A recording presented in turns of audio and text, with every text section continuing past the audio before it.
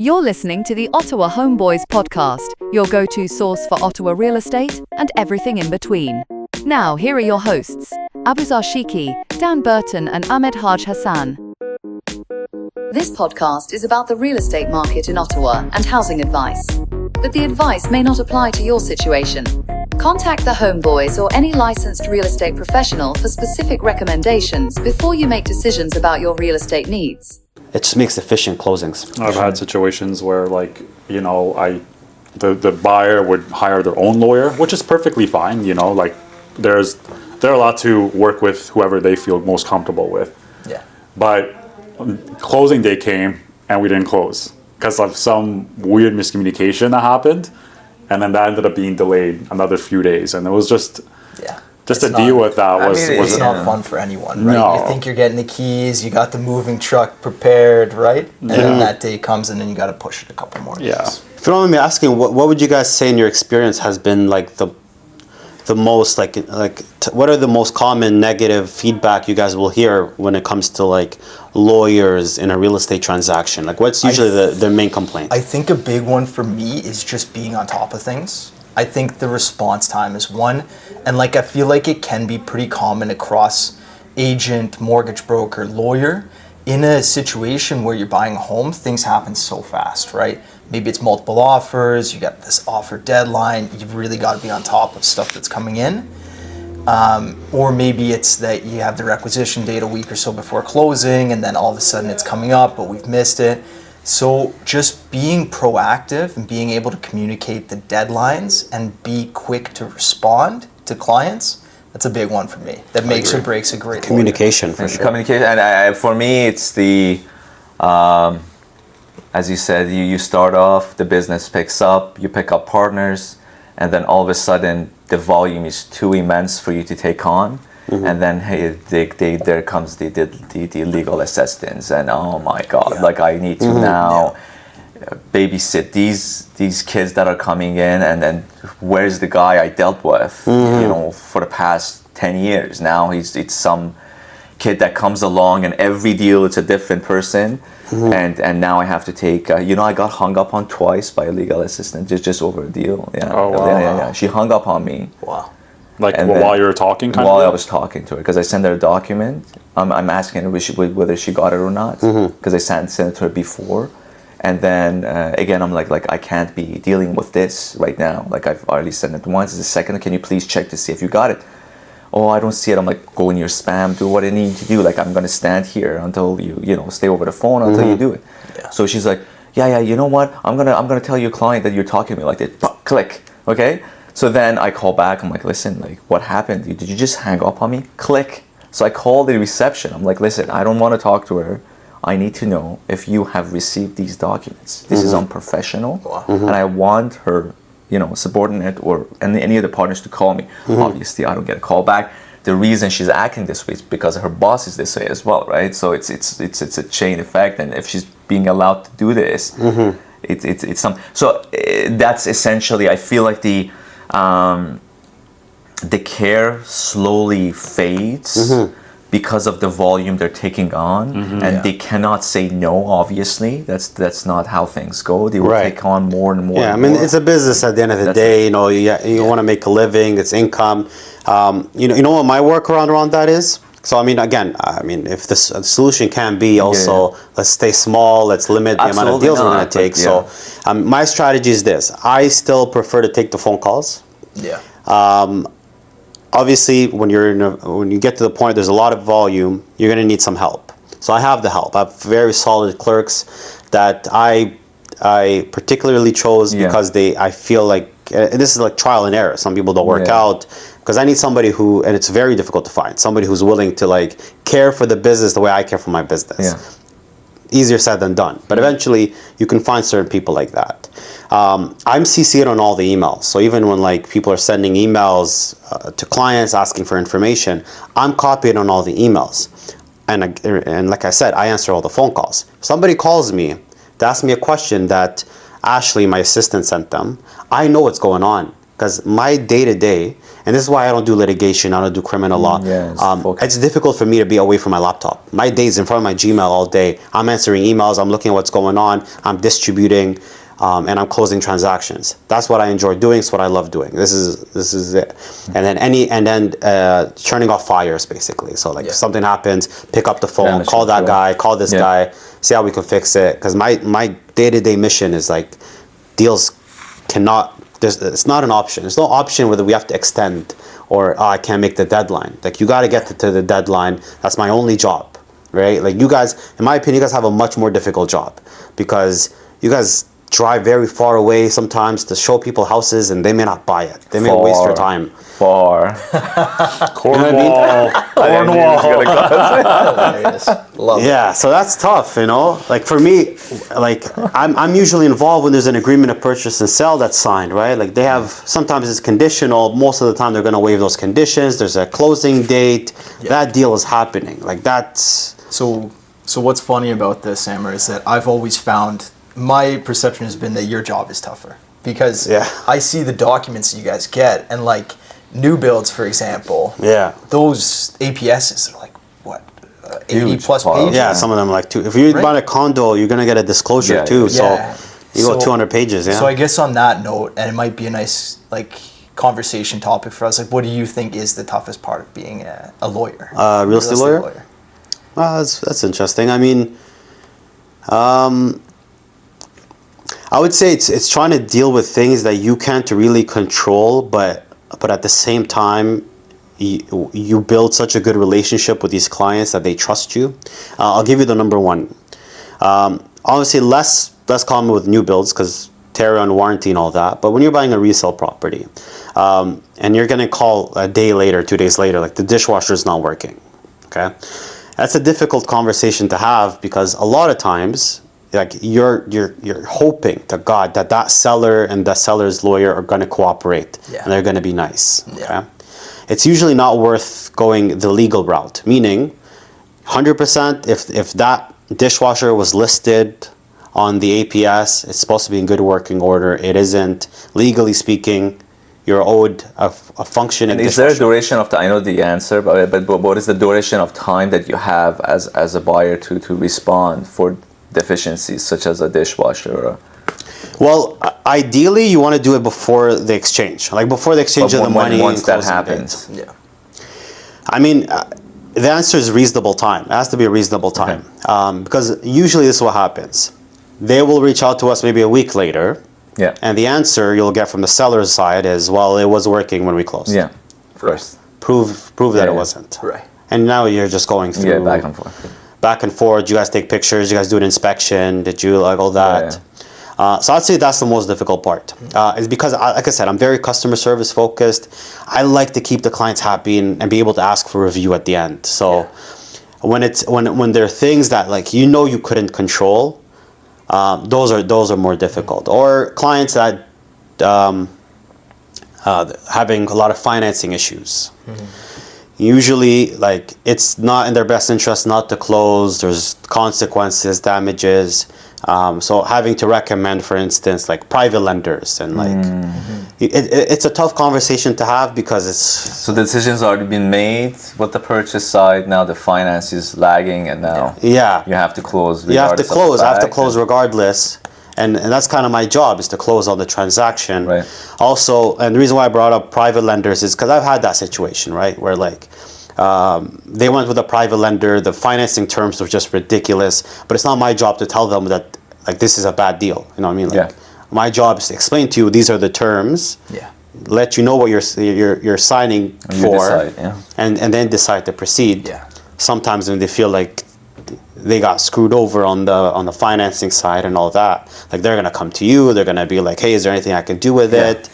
So I'd say that's the most difficult part. But aside from that, I mean, when you're working with like a solid team, like you have a solid mortgage broker that you trust and they know what they're doing, and the realtors, like, because nothing feels better to me when I'm getting compliments about like Ahmad, for instance, like Ahmad was great with me and all that, because like that just creates such a smooth like process for me as well. And also, if I do a good job, it makes him look good. Exactly. Right? If he recommended Amer Ali Law, and we do a good job, it just makes everyone involved, look good. So I always keep that in mind. Like going back to, I don't do advertising, but I try to just keep a limited amount of realtors that I like to deal with, take good care of their clients, and they take care of me. And that's my strategy, to be honest. Very cool. That's fantastic. Very nice. I always wonder, what's the earliest closing you have ever done? One day. No way. Isn't that crazy? One day. One day.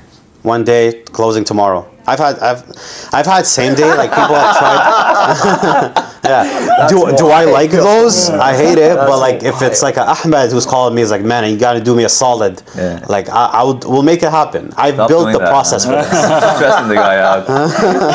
I try not to. I don't think Ahmad has sent me one of those, but I've had them. A lot of them, they're mortgage transactions too. That's good to know. Purchases, it's happened. Where it's Like was it a situation where like they had a lawyer and then like the lawyer didn't work out for whatever reason and they went to you, or was like the APS literally like one day closing? Yeah, one day. No, I've had one like that, but I've had one that they decided to send me the APS one day before. My God. No Oh, way. that's what could have been. No It could have been any way. other way. That's yeah. why. Right? Like the no title? APS, Like, what do you- APS was signed on. draft. I'll tell you what it is. Don't do this, please, guys. Don't do this for our sake. But APS was signed on May 25th, conditional until June 20th, closing date June 21st. So they put the closing date one day after the title search date, the requisition date, which is okay, sure, that's better for the buyer. Yeah. But like, tell me that the closing is like on June 21st, back in like late May at least. Don't tell me once they've waived the condition one day before the closing. So that's happened. Because you know that there's guidelines for that. That you can't, as a realtor, you can't be doing that. Oh really? There's a Yeah, that guideline makes in terms sense. of how, like, you makes sense. cannot have. You got to be on top of that stuff. That's interesting. But Yeah. That's good to know that you Yeah, closed but I mean, it. I take it as a compliment sometimes. We still closed it, but like for instance, I'll get mortgage instructions. A bank will send me mortgage instructions. I look at the name, I look at the address, no clue whatsoever who these people are. Okay, so I gotta like dig to like figure out, like find their phone number on a commitment letter, call them. Hey, I just got these mortgage instructions. you know what this guy's name as their lawyer, and They put me down, Yeah. and without telling me, just at least tell me. Okay, anyways, don't wanna pay I you, got who's your realtor, who's your mortgage broker, and then they'll give me a name like, oh, that guy. Okay, good. Don't worry, I'll reach out to him for the APS. Yeah. So like, I'll get the mortgage instructions before like I get the APS. Yeah. So yeah, those will happen. madness. Yeah. It's good to know because I usually like no less than 3 weeks is my ideal sort of. But it's I mean it's doable. I haven't heard. Like, It's doable. Obviously, we don't want to do I would one day to you. But I would yeah. say It's a condo. if we can get mortgage instructions within 5 business days, you're fine. Yeah. That's usually if we get it within 2 business days or one, like the day of, it's happened. We've got more instructions the day of. That deal still closes. I've done that too personally. For We my will own- charge them a rush fee Yeah, yeah. because it's Yeah, not yeah, fun. yeah. But we still make it happen. Ideally, we want to get mortgage instructions 5 days. APS closing date. If you wanted like a quick turnaround, 3 weeks is a very. But good you got time. lucky with that one as well, since the title. I mean, if there were any issues. Yeah. I mean, we do the title search day. Yeah, We did the yeah. title searches. Luckily, it wasn't anything Yeah, crazy. If it's not straightforward. Then, like, Yeah. What's like what's a title search? Like what are you looking for? What are you like? Have you had situations come up where? Yeah. So if you're presenting the buyer, if I had to describe your one job is to get your client clear title to the property. When you're on title, like you own the property, and you have a mortgage on it, or anything else that's registered against the title, the owners are responsible for that. If you sell the property and now the ownership changes, that mortgage or lien or whatever's on the property does not follow the previous owners. It stays on title, so it doesn't matter if you caught it, didn't catch it. Then the buyers now become responsible for it. So same goes for like a special assessment, condo, that leads to a condo, putting a lien on the property. So you want to be able to catch that. If there's a mortgage registered against the property, most properties have a mortgage on it. You want to make sure it gets discharged by the closing date. You want to do a writ search against the names of the clients. You want to see if somebody sued them and they have a judgment against them, right? Because next thing you know, they're going to enforce that judgment against the property that they own. It's their asset at the time prior to the closing. So those are the searches you're doing. That's what you're looking for. Also, sometimes there's like certain easements. Most common easements are like Hydro, Rogers, Bell. Yeah. Most properties will have those, especially new construction freeholds. So you want to bring that to the attention of the client. Not that they can do anything about it, but just so they're aware that, Enbridge or whatever Hydro can may pass through your property, your backyard to make repairs at some point. So they understand. But yeah, just making sure that they're getting clear title to the property. So there's 2 mortgages registered on title. You want to make sure that both of them are getting discharged when we exchange the funds, that's where the money's going to. Cool. On the topic of this title search piece as well too, do you want to talk a little bit about title insurance? Because I know a lot of buyers ask me basically, what is it? I've never dealt with this before. It's a chunk of money in that initial purchase. Yeah, so it's part of your closing costs. Yeah. Now, just for full disclosure, title insurance is optional. Yep. The alternative to title insurance is very expensive. It's a lawyer opinion on title. What that basically means is I have to dissect an essay. I have to write basically an essay on a whole breakdown of the title search, and I'm basically putting my license on the line, like my name on the line to the bank if they're getting a mortgage, saying like this is clear title is clean. If I'm wrong, you can come after me. But you're not. So it's to the discretion of the lawyer to decide. It's always the lawyer will have to let the client know that it's optional, highly recommended. A lot of times, mortgage lenders will want to see title insurance policy. It's usually expected. Very rare that you'll see a real estate lawyer willing to close a transaction without title insurance. Now, title insurance though is a one-time premium. Covers them for as long as they're the owners of the property. So it's not like an insurance premium you're paying every month or every year. It's based on the purchase price or the loan amount, the type of lender. If you're getting a private lender, that title insurance premium is going to be significantly higher. But your typical like TD, Scotiabank, those title insurance is a little bit lower. It covers any risk associated with the ownership of the property, like the title, anything that may affect the title. So, for instance, property taxes that have not been paid, water bills. So if the previous owner didn't pay their water bill, or we were told on closing that the property taxes were paid, and they weren't, well, the city doesn't care that it's the previous owner. Yeah. They're going to go after who currently owns the property. So usually the first process is you'll reach out to the previous owner as a courtesy. Hey, seems that this was missed. Can you please reach out to your client, have them pay this, send me the confirmation of payment. Sometimes they're going to ghost you. In that scenario, title insurance will step in. You send very easy to, by the way, file a claim. Yeah. Very quick turnaround on getting a payout. Either they'll send you a check in the mail. Yeah, it's fast. Yeah, I highly recommend. So that kind of thing. Also, to going back, what I was saying, like there's 2 options: lawyer opinion on title or title insurance. If the lawyer didn't, like for whatever reason, there's a mortgage that was registered the day before the closing, and like we did our title search maybe 2 weeks before. Yeah. So we didn't catch that. After closing, we find out, or the buyers are going to find out one way or another, that there's a second mortgage on the property. That second lender's not getting their money. They're trying to foreclose on the property. Title insurance will cover that kind of risk. It covers fraud as well. I don't know. I'm sure you guys check IDs and make sure that the people you're dealing with are the actual owners of the property. But let's say it's a very solid fraudster that figured out how to sell somebody else's house and take the money. Then they will cover that kind of risk as well. Wow. So that's one that's been making some big headlines lately as well. I feel especially in Toronto. Seeing it more from Toronto than GTA, anything. Yeah. But you'll see amounts of money that are just like because I had a just out the window. I had a personal experience, but it's not for the podcast, so I'll tell you. Off camera. Like I did my due diligence, but it was to a point where, it's like. Yeah, so absolutely. We've got Amer here. Another one that always comes up question-wise for me about what a lawyer does. Love to hear what you look for with condo status certificate reviews as well. Because I feel like a lot of buyers that are buying a condo, we want to see that the fees are low, and we want to see maybe some utilities covered. What are we paying into? But a lot of what's in that status certificate are happening behind the scenes. We trust the lawyer on. So Yeah, if you absolutely. want to explain a little bit about that. Absolutely. So sometimes I'll get a status certificate before I get an APS. Some people will do a status certificate review before even putting an offer, and that's totally fine. So the first thing is I'll let them know what the condo fees currently are, and what they may or don't include. So a lot of times, condo fees may or may not include water, for instance. Yeah.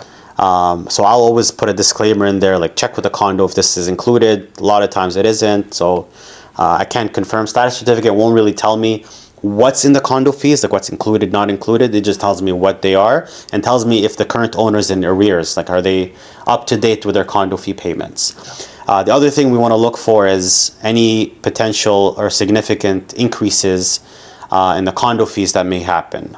Usually, there's a reserve fund, and a reserve fund is like kind of like a bank account for the condo corporation that's used as to cover all the maintenance costs, future repairs, insurance.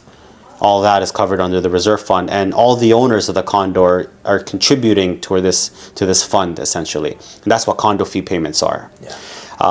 So we want to make sure that when you guys are putting an offer on the property, well, one, you want to make sure that what I'm telling you the condo fees actually are is what's disclosed on the APS. You want to make sure that that's matching. And then also you want to make sure there's no future special assessments that may come into play. So a special assessment is when the condo will do like a reserve fund study, and then they'll determine that we don't have enough money. If we just kept accumulating our regular condo fees, we wouldn't have enough money to cover this major repair that needs to be done. The parking garage needs a major renovation. So we got an estimate. The lowest bid is like $2 million. So we're going to need to proceed with this. So because we don't have enough money in the reserve fund, now we're going to declare a special assessment. A special assessment is basically saying like we're now going to collect a large amount from everyone, split equally based on the square footage or how big your unit is, and you guys are going to essentially pay for it. Sometimes you can pay it as a lump sum. Sometimes it's they'll give you the option to put you on a payment plan, and then just add it on to your condo fees. Yeah. So your condo fees are significantly higher for if you're not able to pay it up front in full. Where this becomes relevant when somebody's buying a house, if there's a special assessment that we're aware of already, we want to make sure that's cleared and paid for. You don't want your clients to be responsible for it post-closing. Yeah. And then sometimes there's special assessments that are anticipated. You know that it's coming. So the condo will put in a status certificate. There's this major repairs that need to be done. We're looking for bids. We're waiting on estimates. So I'll flag that to the client. Like, right now, I don't have numbers. I don't know what this is going to cost. Looks expensive. Expect a special assessment to come in. The risk tolerance, I guess. The risk tolerance. So a lot of it is for the risk tolerance. Condo fees, normal, they're gonna increase over time. But some people are not ready for a $300 a month increase or something significant like that. Yeah. We'll also look for rules, 'cause every condo has their own condo rules. Some will allow pets, others don't allow pets. Some have more stricter like smoking rules and all that. So I'll bring that to their attention. I'll send them just the section of the rules, let them review it on their own time, just so they're aware of what's allowed, what's not allowed. Some people buy a property as an investment and want to run it as an Airbnb. Some condos do not allow this, so you want to let them know before they find out after the closing date and then say, I didn't know. Yeah. So things like that. That's usually what we look for. Awesome. Yeah. Awesome. That's great. Good stuff. And before you wrap up, I wanted to get your input on how do you feel the market is moving by the volume that you're dealing with right now. Again, we're connected in a sense that if you're seeing more movement, we're seeing more movement and vice versa. So what's happening right now? How do you see the year to come? So I mean, I've been doing this since 2019, so I've seen all sorts of shifts since in the market. From my end, I mean, in terms of volume, it's very busy, but it's only because it depends on the market. When the market's starting doing really bad, people are forced to refinance, right? So that you need a real estate lawyer for that as well.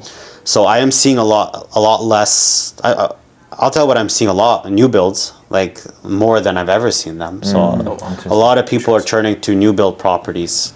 That's something I've seen a lot, especially first time home buyers. I feel like, well, first, like being able to get something that you're not going to put more money into after you buy it, that's been a huge one for me that I've had where buyers go new. And then second is these rebates the government has been talking about for a while. I think so. And that's actually one thing I can mention. So there's a new rebate that was announced last April, I believe, which is a GST first time home buyer rebate, which is a very nice incentive, up to a maximum of $50,000 on the GST portion of the sales tax on a new build property if they're buying their first home. Yeah. However, it's not yet into law. Like, this is not yet past parliamentary approval. However, a lot of builders are still putting this into their APS and putting it into the purchase price. And there's a disclaimer, and then whenever we review new build deals, we'll bring that to their attention. If it doesn't pass law, like if it doesn't go through, if the government decided to just change their mind, a lot of times what new buyers need to know is they're going to be paying that HST portion.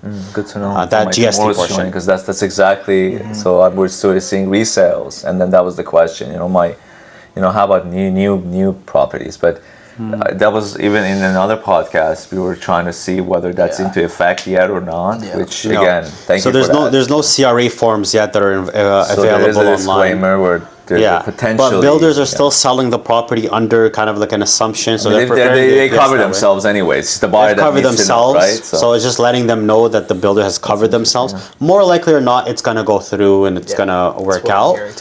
But it's just something to kind of bring to their attention. A lot of people budgeted based on what they agreed to pay. Yeah, exactly. And They would pay more, like they would pay out of pocket. They would pay back essentially that GST portion that was credited on their purchase if you've price. maxed out on your budget already. Right. And it becomes a lien on your property because the deal is going to close based on that discounted price essentially with the rebates applied.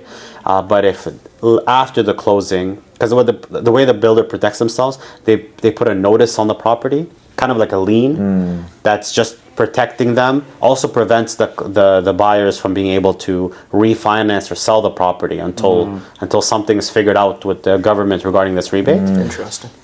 So yeah, and then they kind of put there as a disclaimer that if it doesn't go through, and then they have to come up with the difference now. They have to come up with a difference. Had it been with mortgage, it would have been under a lower percentage, easier to to get. Yeah. But now they're stuck with a difference where, whether they're going to get line of credit with a higher percentage or any other it's going to be interesting. Yeah. I mean, hopefully it does go through, but yeah. So that's I would say that's a big one. That's kind of a change for us this year.